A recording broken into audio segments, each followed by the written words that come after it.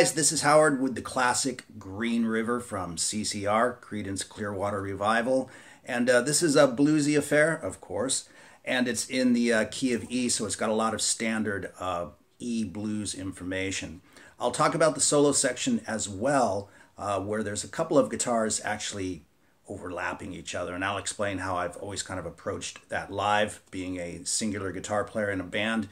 And also there's a few guitars at the beginning. You kind of hear this guitar just kind of chunking away. And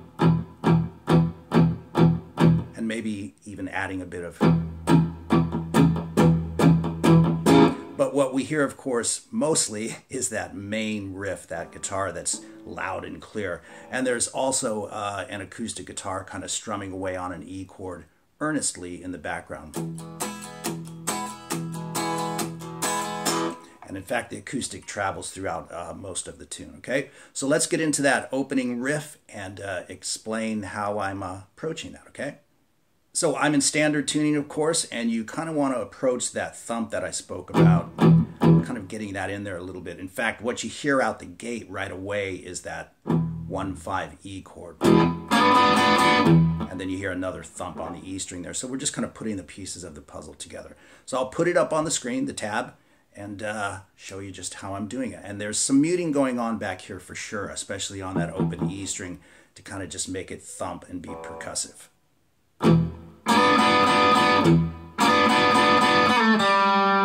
So we've got those half step slides, 2 and 3 on the B and the G string. And then a quick slide back from 4 to the 2nd fret on the G string. And then the open string. So we've got the thumps. And then we have a hammer-on the open D string to the 2nd fret. Keep it on the 2nd fret and pick it again. Move up to the A string, the same idea, open A string, hammering to the 2nd fret. So we have... And then swing down and hit an open D string. Come back to the 2nd fret on the D string, but this time without a hammer on, just pick it. So once again, that whole little phrase there. I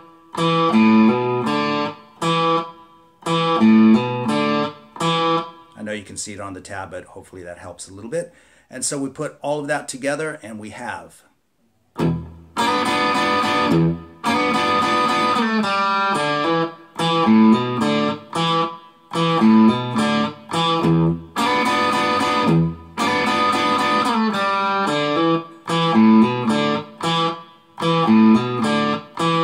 So you can see that you play the lick twice, right? You play that riff twice. And you can see that I swung up and thumped the E string again. You don't necessarily have to do it, but kind of put it in there wherever you can because it helps get that little, what I keep calling a thump going in the riff, okay? So here it is again.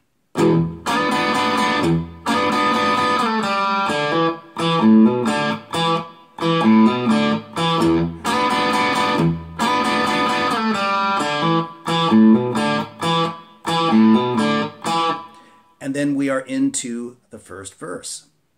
And on the original studio recording, the acoustic guitar really carries the verses. We just have an E, sometimes an E7. You'll hear that finger go down to a C, and then to an A chord, and that's really it.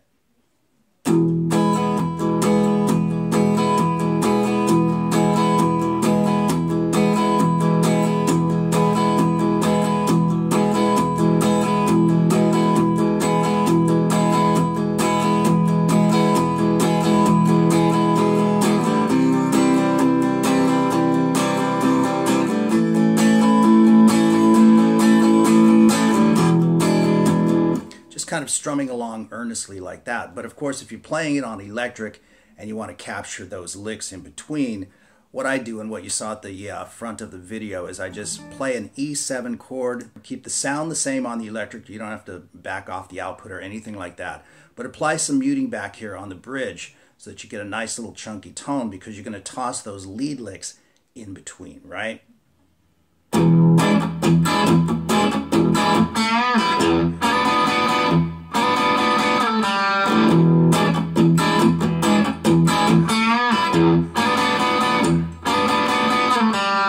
So as you can see, I'm just vamping along on that E7 chord and throwing the lick in between.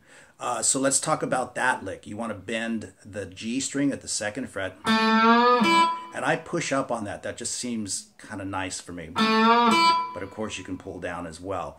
In any event, you bend the string, swing down and hit the first E string open, and then we've got that lick again. Just like we had at the beginning. I do switch up my fingers for that for this part because of the chord.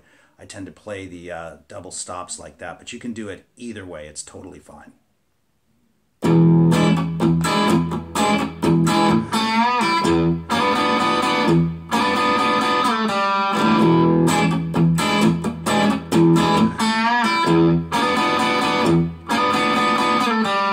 And of course you play that twice, okay? And then we start moving through the chords, and once again I'm using the E7 to the C to the A, which I'm playing like this, and then we do the little walk up. So let's get into that.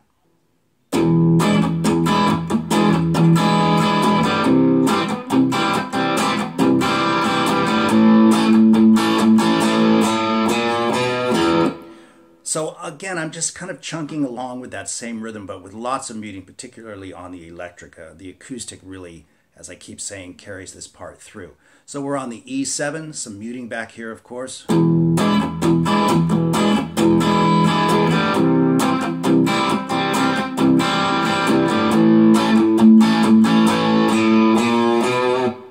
And as you can see, I'm kind of lifting on and off the chords a little bit as well, just again to kind of keep the sound from being too muddy, okay? On the acoustic, of course, you can just strum wide open and it sounds great. So let me play that again really slowly.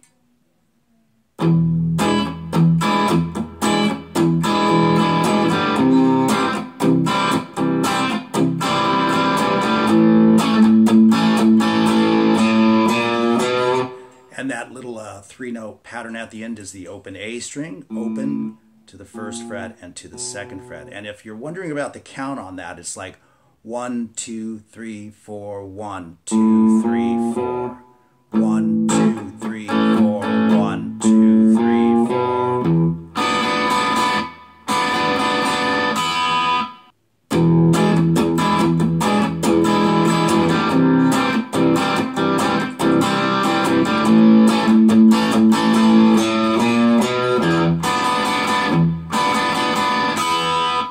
So as you can see, when I came off of the, I thumped the E string again, and then I played this. So what that is, it's the same double stop, but without the slide. I'm at the 3rd fret on the B string, 4th on the G, but I'm also including the 1st string open. And then the last thing that's played is the open B string and the open E string.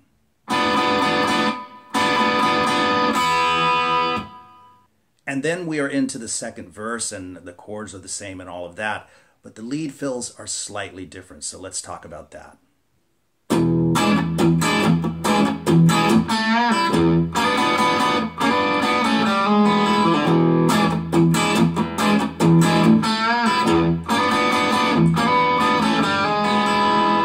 So those fills are slightly different. The first one is...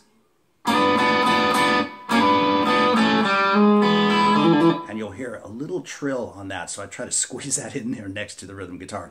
But of course that guitar is on its own track and it's its own thing, but if you can get that little trill in there before you get locked back into the groove, that's kind of cool. So obviously it's a very similar riff, but let me play it for you anyway.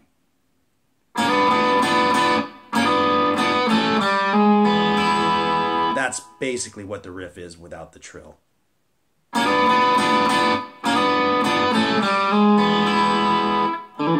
And then lock back to the chord.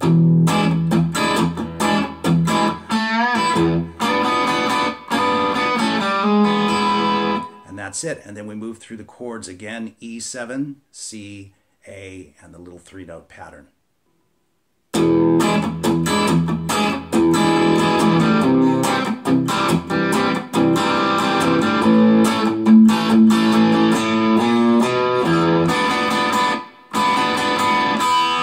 And so you can see that was exactly what it was before I went back to the double stop with the open E string tossed in there and played it just as I did before.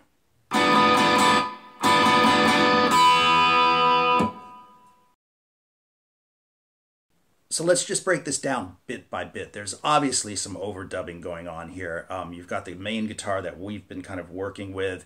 It sounds like that lick is doubled by another guitar.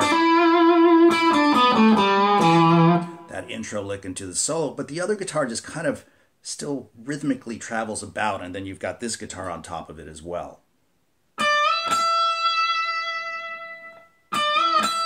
Kind of popping in and out of the mix. So let's take it apart. We'll do like a chunk or whatever, a half of it, and I'll show you how I approach it starting from the main lick.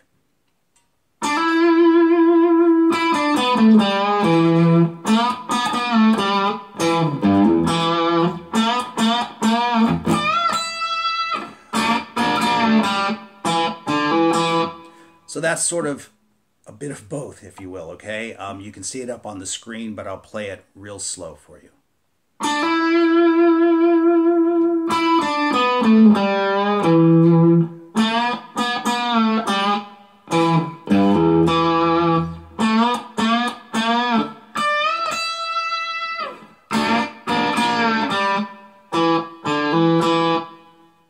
And then, as I said, you're going to hear this popping in and out of the mix as we move forward, right? But I'll try to give you what's underneath that, and you can decide for yourself where and when you want to pop that in, okay? You can jump off at any time and just go to that. But what I liked to do live was a couple of those, you know, just to make that musical point. And then I would connect with the chords because, again, a lot of times I was the only guitar player in the band. So when you get done with what we just did, I would hit the C chord, which is what you'll hear. You won't hear the C chord itself, but you'll hear that lick. So I would hit the chord first. You can even double stop that if you want to, hitting the D and the G string together at the 5th fret to emphasize the chord even more.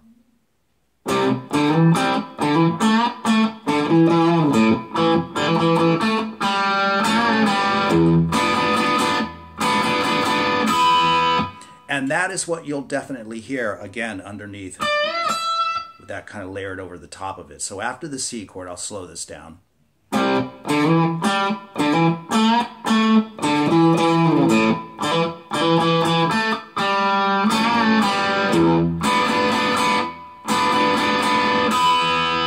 And what I did on that A chord, you'll definitely hear that on the recording underneath the...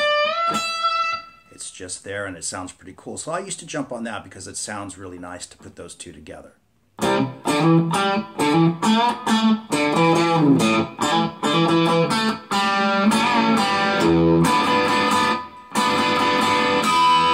So that real slow is...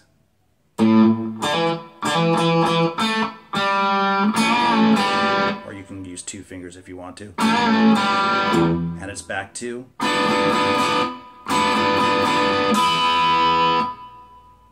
And then we are into the final verse of the song, so it's back to the good old E7 chord there. But again, the lead licks in between are different.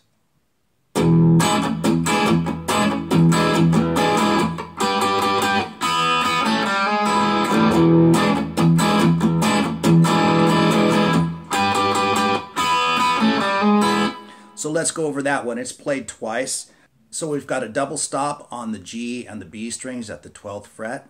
And then the open E and B string twice. And then double stop those same 2 strings, the G and the B string at the 2nd fret. So we've got... And then we're hammering on to the 1st fret on the G string. And then swing down and hit the B and the E string open.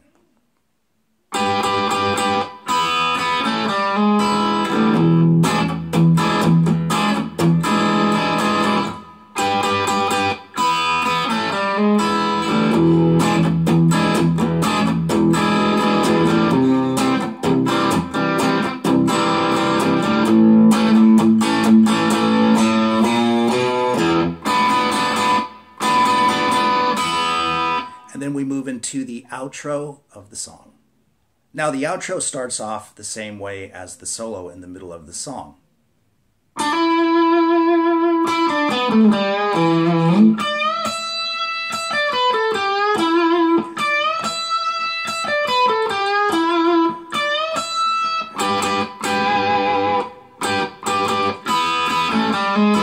And again, that's a couple of guitars crossing over each other, and it just starts to fade out from there, but you can kind of boogie on this.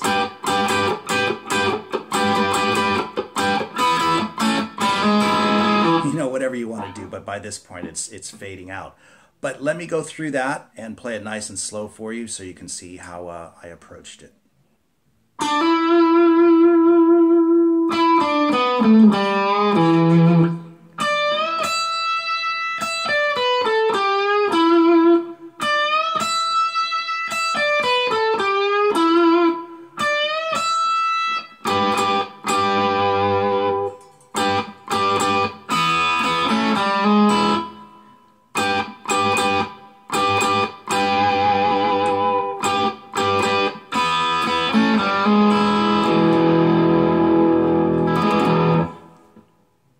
So there you go with Green River from CCR, and I think I'll definitely be doing some more Creedence Clearwater Revival.